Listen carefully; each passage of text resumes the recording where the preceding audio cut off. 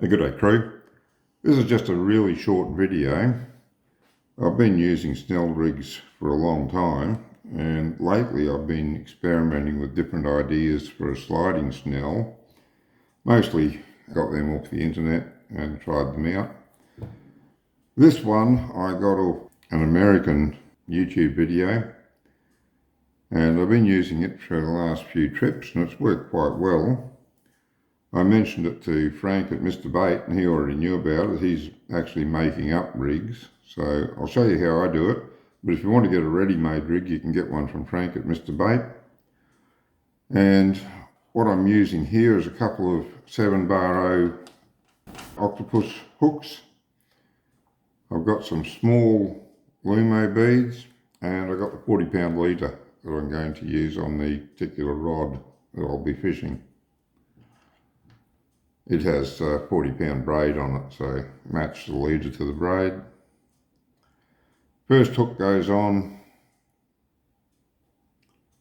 and you can do whatever knot you want.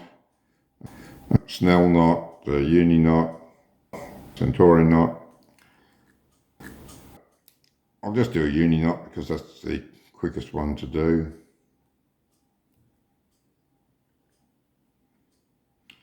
£40 line, 4 or 5 turns is plenty. Wet the line with a bit of saliva, snug it up, and then pull it on down and cinch it really tight. And trim off your tag end. After that, we measure out the length of the chase, which I want about that long.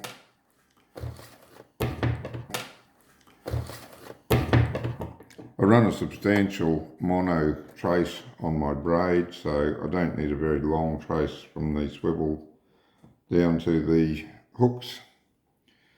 And then the next thing to do is to thread the beads on.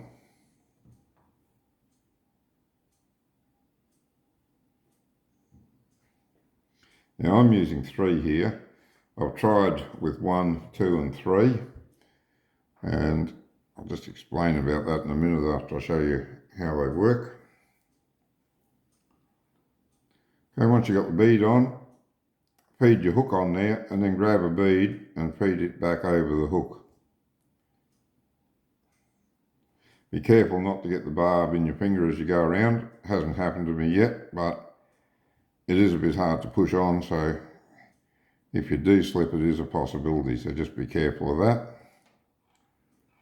Okay, that's one on there. Where's that line go there? I'll push the next one over.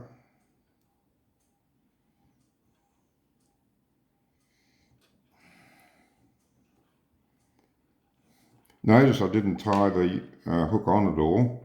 It's just sitting there loose on the line. That line just goes through the eye there and down through the bead, then through this next bead.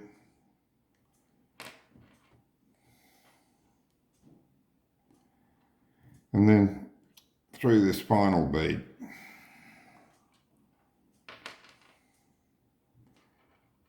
Okay, so what that allows me to do now is I can grab that hook and I can slide it to whatever length I need for the bait that I'm using. So if I've got a yakka or something, or might want it that far apart, if I'm using a squid, I might want to come down to that far apart. If I've got a pike, I can slide it out to whatever I need.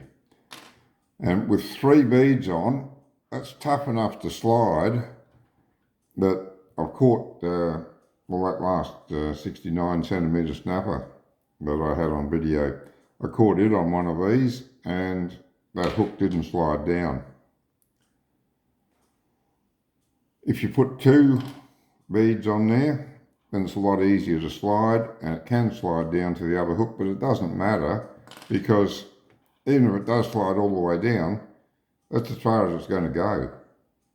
So you're still going to bring your fish in. And what I was saying about 1, 2 or 3 beads, it depends on how thick the wire is for the hook. The thicker it is, the less beads you need to get the same sort of tension on it. 2 beads is really enough with these 7-bar Troll Pro hooks,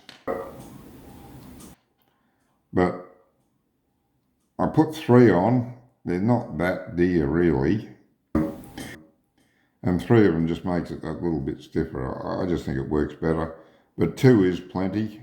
In reality, I've used 2 quite successfully.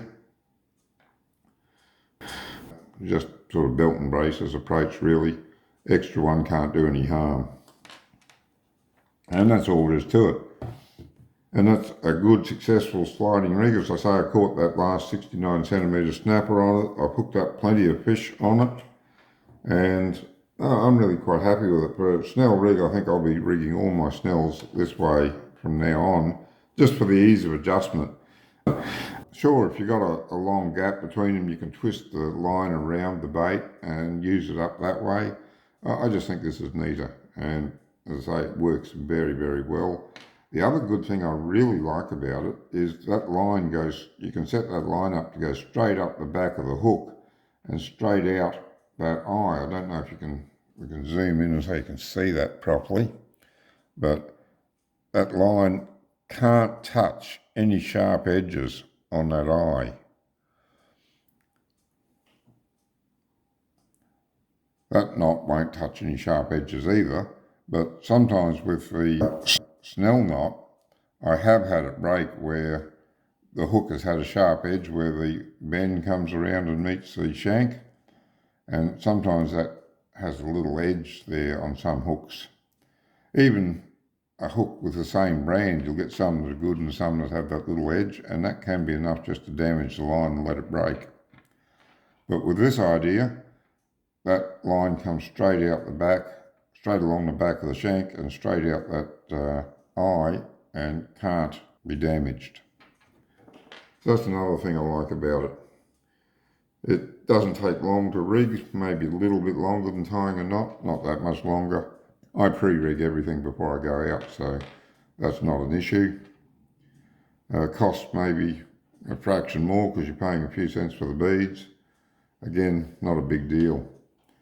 And the convenience of it for being able to set how far apart the hooks are, I think is well worth it.